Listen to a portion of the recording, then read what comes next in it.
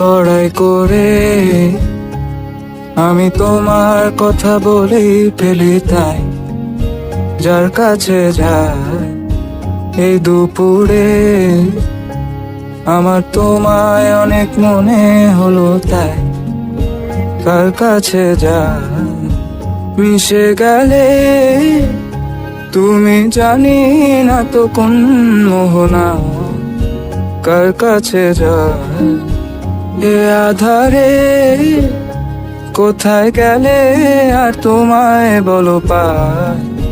কার কাছে যায় বড়াই করে আমি তোমার কথা বলে ফেলি, তাই যার কাছে যায়।